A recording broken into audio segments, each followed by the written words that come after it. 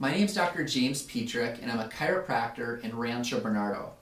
I do a method called NUCA, which stands for the National Upper Cervical Chiropractic Association. It's a big, long, fancy term, but all it means is that I specialize in structural problems of the spine, especially as it relates to the upper neck.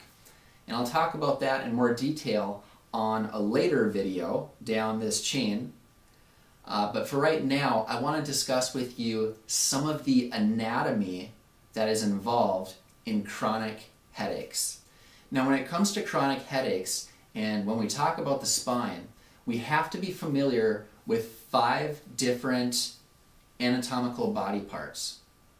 We have to be familiar with the atlas, or the C1 vertebra on the top of the spine. We have to be familiar with the occipital bone, or the back part of the skull right here. We also have to be aware of the Dura Mater and a connective tissue bridge, as well as a teeny tiny muscle, you have 2 of them on either side, called the Rectus, Capitis, Posterior minor muscle. That's a mouthful. Let's dig into this and let's get a really firm understanding of the major players. Now, as I mentioned before, the occipital bone is right here. In fact, I have a model of that. This is as if the back of the head was kind of cut off. It's right here. And then you have the atlas vertebra, or C1. This is a tiny ring-shaped bone, kind of like a donut, and it's only 2 ounces, and that's really important because it has to support the weight of the whole 13-pound head. And that's a rather large bowling ball. It has a big job to do. In fact, from Greek mythology, Atlas was that titan that held the world on his shoulders. You might have seen a picture of it or some statue at a museum. The other thing that we have to be aware of is the rectus capitis posterior minor muscle. Now, I know it sounds like a mouthful and you probably have never heard of that muscle before, but it has a really important job. One of its jobs is simply to keep the atlas in place, so it's not compressing on the brainstem. In fact, when people have brainstem injuries and they unfortunately end up in a wheelchair sometimes, oftentimes this muscle is extremely strained, or it can even snap or avulse or just totally tear away from the bone itself, from the occipital bone or even from the atlas vertebra where it connects into.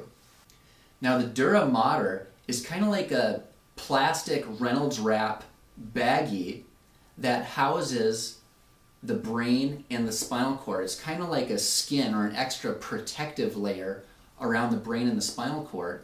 And that's important because we're walking around, gravity, we got sports, we're lifting small children, and we're bending and moving and lifting and sitting at desks all day. We get on airplanes. So we need that shock absorption. The Dura Mater, the skin of the brain and the spinal cord, helps to protect the nerve tissue. And it also serves as a container which allows the cerebrospinal fluid and the other nutrients, basically, that your brain and your spinal cord, your brainstem, are bathing in right now. It helps to allow for that circulation.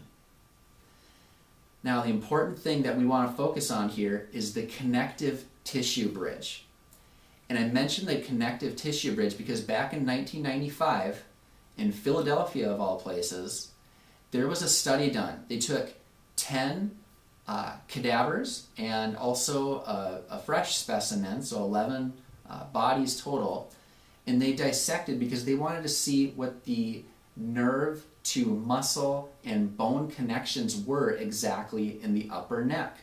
Science had been developing ever since the 1900s, and more dissections, and we're getting labels and descriptions of all the physiology and the internal anatomical parts of the body.